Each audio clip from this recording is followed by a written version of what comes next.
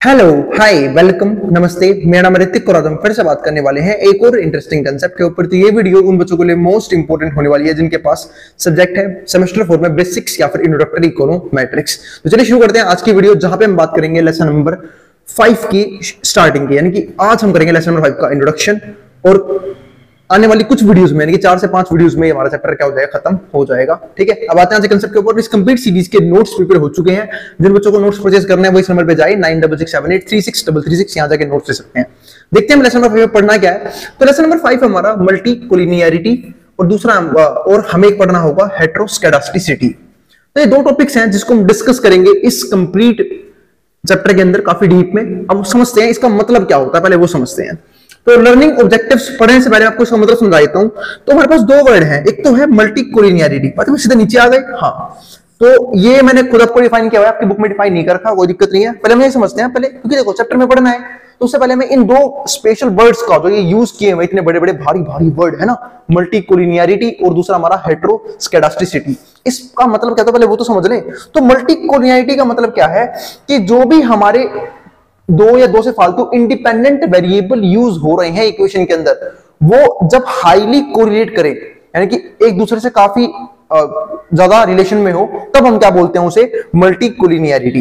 जैसे यहां पे देखो, it is a statistical phenomenon that occurs when two or more independent variable, जब क्या हो दो या दो से फालतू, मुझे लगता है to or more independent variables in a regression model, किसी भी रिग्रेशन मॉडल के अंदर आर हाईली कोरिलेटेड, जब एक दूसरे से क्या हो काफी ज्यादा तगड़े तरीके से रिलेशन में हो, हाईली कोरिलेटेड है ना विद ईच अदर।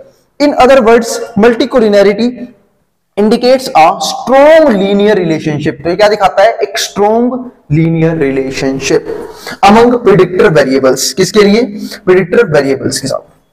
ठीक है, अब ध्यान रखना, predictor variable क्या होता है हमारा, सबको पता होगा। independent variables को क्या बोलते हैं? predictor variable भी बोल सकते हैं। तो ये बात आपको उम्मीद है पता होगा पहले से ही।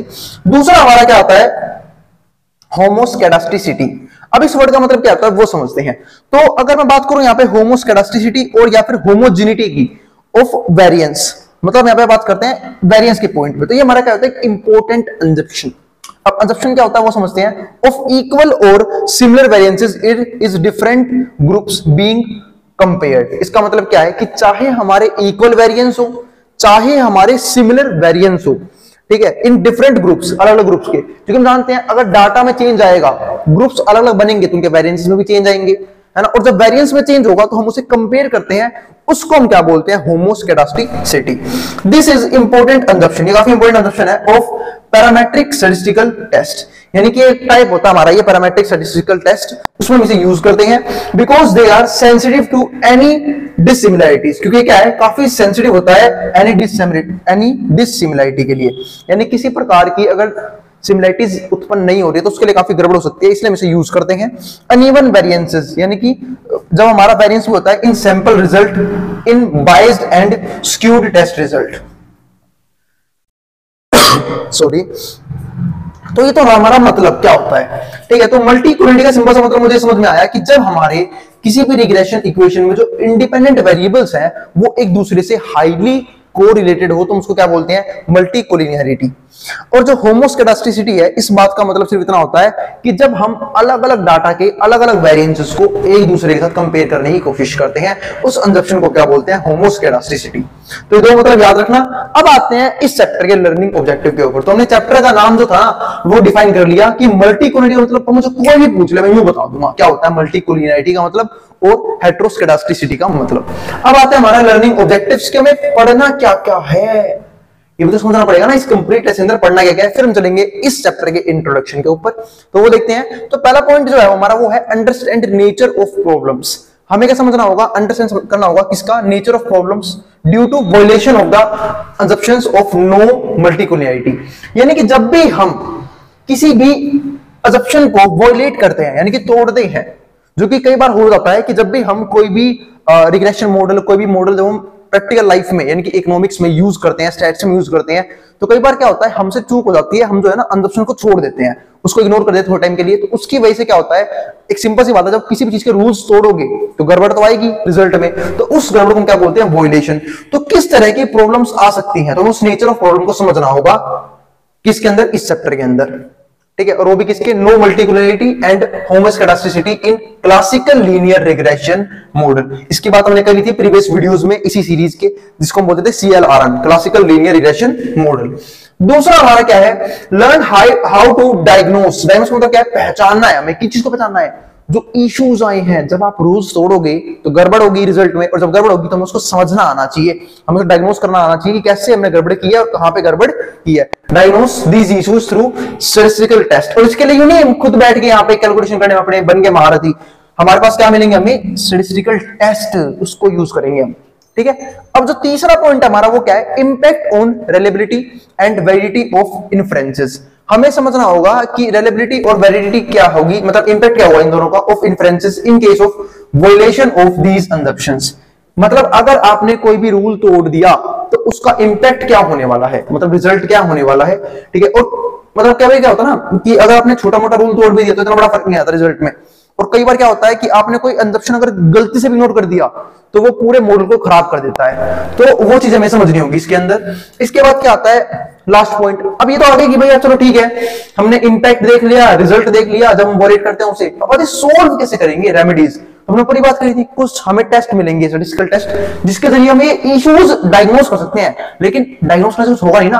अब हमें वो तरीके समझ रहे होंगे जिसके जरिए हम उसे क्या कर सकते हैं, ठीक कर सकते हैं। तो नेक्स्ट हम यही समझेंगे, examine remedies available to alleviate these problems, यानी कि जो भी प्रॉब्लम हमारी वजह से अकर हुई है उसको कम से कम करना ताकि वो कम हो जाए, उसी को बोलते हैं एलिविएट। यहाँ पे एलिविएट वर्ड का मतलब यही होगा। तो हमें वो रेमेडी समझनी होगी जो अवेलेबल है इन प्रॉब्लम्स को कम से कम करने के लिए, यानी कि जो इंपैक्ट पड़ा है वो ज्यादा ना पड़े। अगर हमने कोई असम्पशन इग्नोर भी कर दिया तो उसके वजह से ज्यादा नुकसान ना हो हमारे मॉडल के अंदर, तो उसके लिए हम अलग अलग तरह के रेमेडीज को यूज करते हैं जो हम समझेंगे इस चैप्टर के अंदर। तो ये हमारे थे 4 लर्निंग ऑब्जेक्टिव्स। अब आते हैं इसके इंट्रोडक्शन के ऊपर। तो जो हमारा क्लासिकल लीनियर रिग्रेशन मॉडल था, इसका मेन मेथड क्या था कि हम यहाँ पे क्या करते थे, एस्टिमेट करते थे किस चीज को, पैरामीटर्स को। पैरामीटर को एस्टिमेट करने का हमारा मेन काम था। तो classical linear regression model is method to estimate the parameters of a model. हम यहाँ पे क्या समझते हैं, एस्टिमेट करते हैं पैरामीटर्स किसके, मॉडल के, by method of least square. इस मेथड का नाम तो आपने काफी सुना हुआ है, तो डिफाइन करने की जरूरत नहीं है मुझे। तो हम इस लीस्ट स्क्वायर मेथड को यूज करते हैं ताकि हम पैरामीटर्स को एस्टिमेट कर पाए, जो हम एक रिग्रेशन मॉडल में यूज करते हैं। अब आगे समझते हैं इंपॉर्टेंट और क्रूशियल असम्पशंस। अब ऐसी कौन कौन सी बातें हैं जिनको हमें एज्यूम करते चलना है वो समझते हैं। जिसमें से एक तो पहला पॉइंट है लीनियरिटी ऑफ पैरामीटर्स, यानी कि जो पैरामीटर होंगे वो लीनियर, मतलब काफी लीनियर इक्वेशन की फॉर्म में होंगे, मतलब लाइन की फॉर्म में होंगे। ठीक है, तो इसे बोलते हैं लीनियरिटी ऑफ पैरामीटर्स। चलो फिर अब में समझते हैं नॉन स्टोकेस्टिक रिग्रेशन का मतलब क्या होता है। देखो, स्टोकेस्टिक वर्ड का मतलब होता है कि जब हमारे पास क्या हो, बहुत सारे रैंडम वेरिएबल्स हो। अब यहाँ पे आगे वर्ड लग गया नॉन स्टोकेस्टिक रिग्रेशन, यानी कि ऐसे रिग्रेशर्स, ऐसे पैरामीटर्स जब हमारे पास क्या हो, रैंडम वेरिएबल ना हो, ऐसे वेरिएबल्स हो जो हमने क्या कर रखे हैं, एस्टिमेट कर रखे हैं। तो ये हमारा क्या है, एक इंपॉर्टेंट असम्पशन है। और थोड़ा सा आगे देखना, और अब मैंने कैमरे को भी नीचे कर दिया कि आपको नीचे का पोर्शन भी दिखाई दीजिए। पहले शायद आपको नीचे का पोर्शन नहीं दिख रहा होगा वीडियो के अंदर।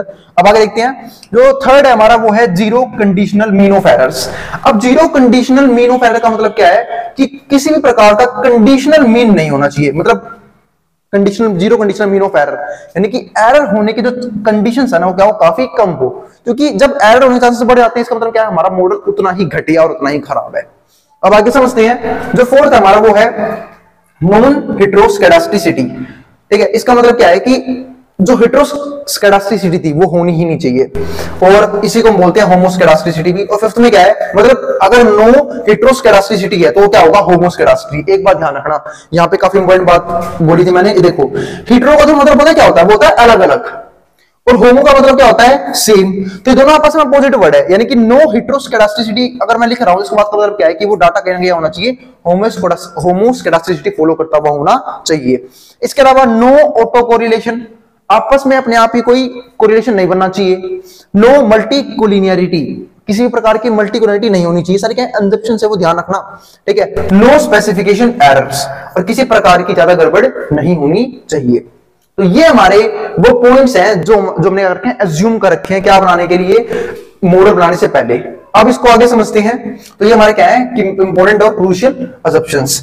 अब इसके बाद एक नोट लिखते हैं। नोट में क्या लिखा हुआ है, assumptions are violated in real life data. लेकिन जो असम्पशंस है वो मैं बात कर रहा था कि हम उसे वॉयलेट करते हैं, किसमें, रियल लाइफ डाटा में। जब भी हम कोई मॉडल बनाते हैं तो कोई ना कोई गलती होने के चांसेस बढ़ जाते हैं। जब भी हम कोई एक्सपेरिमेंट करते हैं, चाहे वो इकोनॉमिक्स के लिए हम कोई मॉडल बनाते हैं, स्टैट्स के लिए कोई मॉडल बनाते हैं, वहां पे हम लोग कुछ असम्पशंस को इग्नोर कर देते हैं, जिसके चक्कर में क्या होता है, जिसको हम बोलते हैं वोलेशन इन रियल लाइफ डाटा, यानी कि रियल लाइफ में वोलेशन होने के चांसेस बढ़ जाते हैं। तो रिसर्चर्स को सिर्फ इस बात का ध्यान रखना होता है कि जब हमने वोलेट कर भी दिया ना, तो उसकी वजह से एरर्स कम से कम हो, गलतियां कम से कम हो। अब यहां पे देखो, the researchers need to exercise question while meaning inferences based on classical linear regression, यानी कि जब हम इस मेथड को यूज करते हैं, क्लासिकल लीनियर रिग्रेशन को यूज करते हैं, मॉडल को यूज करते हैं, तो हम रिसर्चर को इस बात का ध्यान देना चाहिए, गलतियां क्या हो, कम से कम हो, मतलब पूरा फोकस रखना चाहिए अपना। If these assumptions are validated, क्योंकि अगर ये असम्पशन वॉलिडेड हो गई, given chapter discuss in detail the consequences of violating the assumptions, तो हम इस चैप्टर में डिस्कस करने वाले हैं, आने वाली वीडियोस में डिस्कस करेंगे कि क्या क्या दिक्कतें हो सकती हैं, क्या क्या कंसीक्वेंसेज, यानी कि क्या क्या परिणाम हमें भुगतने पड़ेंगे अगर हमने असम्पशंस को वॉयलेट कर दिया। तो assumptions of no multicollinearity and होमोस्केडास्टिसिटी, मतलब दो को हम काफी डीप में डिस्कस करेंगे। क्यों? क्योंकि चैप्टर में दो जो है असम्पशन काफी डीप में डिस्कस किए गए हैं। एक तो है हमारा मल्टीकुलरिटी, जिसको हमने डिफाइन किया ही था वीडियो के स्टार्टिंग में, दूसरा है हमारा हेटेरोस्केडास्टिसिटी और इन डाटा सेट। इसके बाद chapter also discusses the various types of detecting the violation. इसके अलावा हम ना वो डिफरेंट टाइप समझेंगे, वो वेज समझेंगे, डिफरेंट टाइप्स ऑफ वेज, जिसमें हम वॉयलेशन को डिटेक्ट करने का काम करेंगे, यानी कि अपनी गलतियों को पकड़ने का काम करेंगे। यानी कि हमने ऊपर जो बात करी थी ना, learn how to diagnose these issues through statistical test, तो हम वो स्टैटिस्टिकल टेस्ट यूज करना सीखेंगे जिससे हम डायग्नोज कर पाए अपनी प्रॉब्लम्स को, अपनी वॉयलेशंस को। The assumptions of no multicollinearity, अच्छा ये तो पढ़ चुके, violation of assumptions and the remedial measures to be adopted in specific cases, और अलग अलग केसेस में अलग अलग रेमेडियल मेजर्स के ऊपर हम काम करेंगे। यानी एक सिंपल सी बात है, हम लोग एक फेमस डायलॉग भाई, जैसी बीमारी वैसा इलाज, तो यहां पे वही करेंगे। यूं नहीं कि किसी भी वॉयलेशन के लिए हम किसी तरह का टेस्ट यूज कर लेंगे, हर एक वॉयलेशन के लिए अलग अलग हम रेमेडीज को समझने की कोशिश करेंगे कि अगर ये वॉयलेट कर दिया तो इस केस में हमें क्या क्या चेंजेस करने पड़ेंगे, कैसे ठीक करना पड़ेगा, और अगर कोई ये वाला इंजेक्शन स्किप कर दिया, इसको देखना भूल गए, तो हम उसका इलाज कैसे करेंगे, उसके लिए रेमेडियल टेस्ट कौन सा होगा। तो अलग अलग रेमेडीज के अलग तरह के मेजर्स को समझने की कोशिश करेंगे। आई बात समझ में? तो ये हमारी है आज की वीडियो, जहां पे हमने खत्म किया इंट्रोडक्शन ऑफ लेसन नंबर 5। मिलते हैं फिर नेक्स्ट वीडियो में, जहां पे हम बात करेंगे लेसन नंबर 5 के और भी डीप कंसेप्ट्स के ऊपर। उम्मीद आपको यहां तक का समझ में आ गया होगा। तो ये दो वर्ड का मतलब काफी डिफाइन रखना। अगर मैं इसको समअप करूं इस वीडियो को, तो हमने बस कुछ डिस्कस करी है। पहला, मल्टीकुलरिटी होता क्या है, दूसरा होमोस्केडास्टिसिटी का मतलब क्या होता है। ये तो मैंने आपको यूं पढ़ा दिया कि भाई लर्निंग ऑब्जेक्टिव्स हैं जो हम पढ़ेंगे, हम स्टार्टिंग में जान लेते हैं क्या क्या पढ़ना है इस कंप्लीट लेसन के अंदर, वो हमने समझ लिया। इसके अलावा हमने समझा कि क्लासिकल लीनियर रिग्रेशन मॉडल को हम कैसे यूज करेंगे एस्टिमेट करने के लिए पैरामीटर्स को। दूसरा, इसके इंपॉर्टेंट और क्रूशियल असम्पशंस आपको जरूर पता होने चाहिए। तो ये ध्यान रखना कि आपको सारे असम्पशन आप याद करके रखोगे, ताकि एग्जाम्स में जब आप इसे डिफाइन करो क्लासिकल लीनियर रिग्रेशन मॉडल को इस चैप्टर के हिसाब से, तो आपको सारे के सारे असम्पशंस पता होने बहुत जरूरी है। मिलते हैं फिर नेक्स्ट वीडियो के अंदर, और उम्मीद है आपको अगर वीडियो पसंद आई हो तो वीडियो को लाइक किए बिना मत जाना, और चैनल को सब्सक्राइब भी कर देना ऐसी वीडियोस के लिए, और उन ग्रुप्स में शेयर भी कर देना जिन बच्चों का एग्जाम हो सेम सब्जेक्ट का, ताकि उन बच्चों की भी हेल्प हो जाए इस कंप्लीट सीरीज को समझने में। फिर भी किसी भी तरह की क्वेरी, कोई भी डाउट बच जाए, आप नीचे कमेंट बॉक्स में कमेंट भी कर सकते हैं, ठीक है। मैं उसको इमीडिएट सोल्व करने की पूरी कोशिश करूंगा, ठीक है। और भाई इनको नोट्स लेने वो इस नंबर पे कॉन्टैक्ट करें, और वहां जाके नोट्स ले सकते हैं। अब इसको जो उतारना उतार ले, मैं बोर्ड के सामने से।